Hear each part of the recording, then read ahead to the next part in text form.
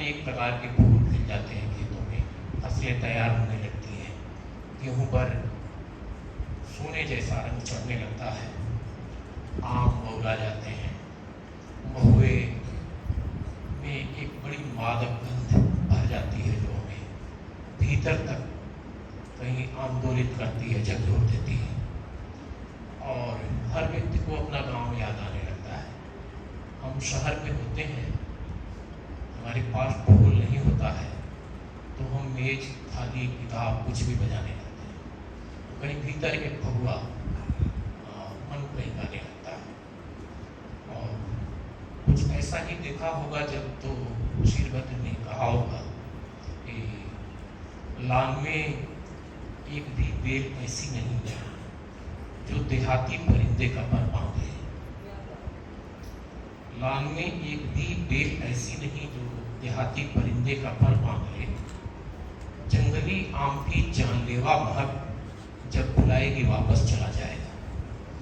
तो वो जो जंगली आम जब उनमें बौर आते हैं, जब टिकोरे आते हैं, जब नीम से भी सुगंध आने लगती है, सफेद सफेद फूलों से भर जाती है, तो वो पूरा परिवेश कहीं झूम रहा होता है, कहीं का रहा होता है। एक बड़ा कारण ये भी होता है, एक किसान के घर में अन्न की सुगंध होने लगती है, कहीं अनाज आने लगता है, मटर तैयार हो जाता है, चना आमंत्रित करने लगता है हुरहा बनाने के लिए, और सरसों तैयार हो जाती है। थोड़ा किसान जो अपनी सारी पूंजी, घर की सारी पूंजी खेत में झोंक कर बैठा होता है, उसकी वापसी शुरू हो जाती है, गेहूँ जौ तैयार होने लगते हैं। तो कहीं भीतर से यह एहसास भी होता है, जब हम भीतर से भरे होते हैं, जब आर्थिक सुरक्षा होती है, तभी मन भी थोड़ा गाने लगता है। अगर अभाव होता है तो वो गीत नहीं बोलते हैं। तो वो सारी चीज़ें प्रकृति के साथ हमारी जुड़ी हुई हैं। होली में हम अपने उत्साह को व्यक्त करते हैं, कहीं कोई विरही है तो उसका दर्द भी उसमें झलकता है उन गीतों में। और व्यक्ति मन की सारी बातों को कह देता है, जिससे कहना चाहता है, अगर सीधे सीधे नहीं कह पाता है तो प्रकारांतर से कह लेता है। तो मन के भावों का एक तरह से विरेचन भी हो जाता है, हम सब कह लेते हैं। कभी कभी कोई व्यक्ति किसी के सामने अपनी बात नहीं कर पाता है तो अकेले में बोलता है, नहीं कुछ करता है, जी भर के गाली दे लेता है, तो कह लेने के बाद वो संतुष्ट हो जाता है। तो होली में बहुत सारे मन के भाव व्यक्त हो जाते हैं। तो यह हमारी जो परंपरा है वो जैसा कि लोगों ने अपने अपने ढंग से बताया कि हम अपने संस्कारों में, अपनी परंपरा में और प्रकृति के साथ जुड़कर हम जीते हैं। प्रकृति के साथ हमारी बहुत सारी चीज़ें बदलती रहती हैं, ऋतु के साथ कविताएं बदल जाती हैं।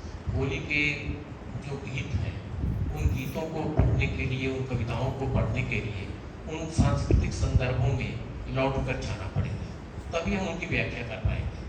अगर हम सूरदास के यहाँ फाग के गीत पढ़ते हैं, हम तुलसीदास के यहाँ पढ़ते हैं, हम पद्माकर को और घनानंद को पढ़ते हैं, और नज़ीर अकबराबादी से लेकर नज़ीर बनारसी तक को पढ़ते हैं, तो वो सारी चीज़ें हमें उसी परंपरा में जाकर व्याख्यायित करनी पड़ेगी। और ये संगीत जो है यह उसी की एक अभिव्यक्ति है। साहित्य तो है ही, साहित्य में शब्द हमारे साथ साथ चलते हैं।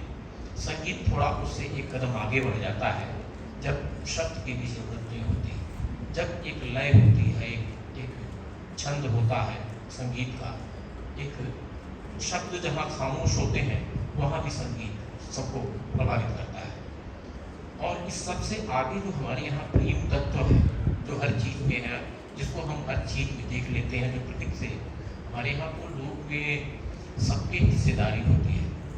कौवे के लिए भी कुछ रखना पड़ता है, चिड़िया के लिए भी रखना पड़ता है, कुत्ते के लिए भी रखना पड़ता है, गाय के लिए भी रखना पड़ता है, चील और सियार के लिए भी रखना पड़ता है। इससे हमारे यहाँ पर्वत है, तो हम उन तमाम सारी चीज़ों को एक साथ जोड़कर चलते हैं।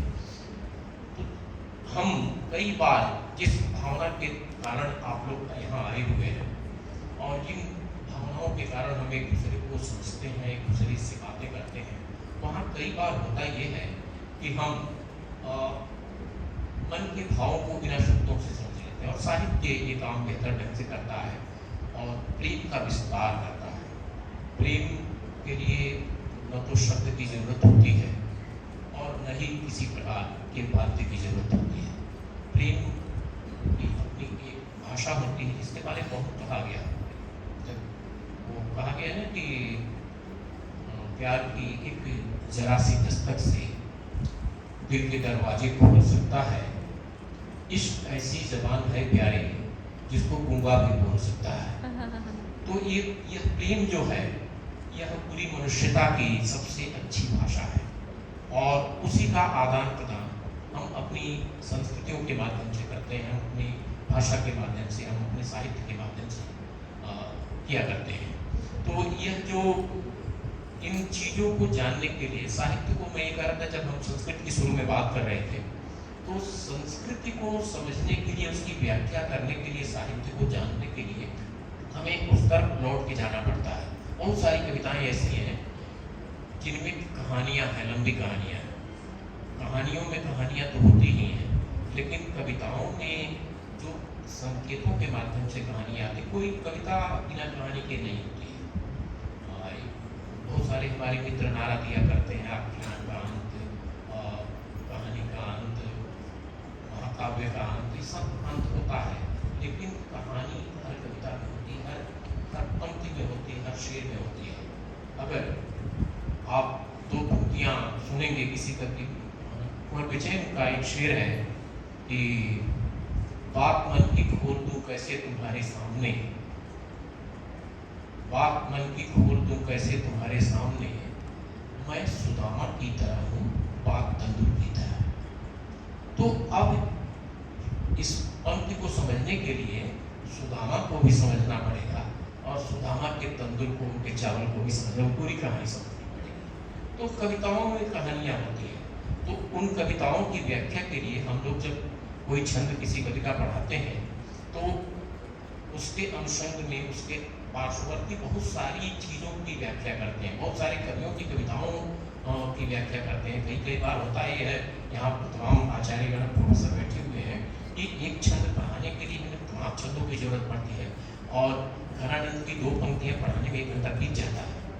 तो ये है कि कविताएं हमको हमारी पूरी परंपरा में, उस विस्तार में, उस संस्कृति में लेकर जाती है। तो उन चीज़ों को जानने के लिए अपनी संस्कृति में धंसना पड़ेगा। हिंदी अगर हमें पढ़ानी है तो किसी भी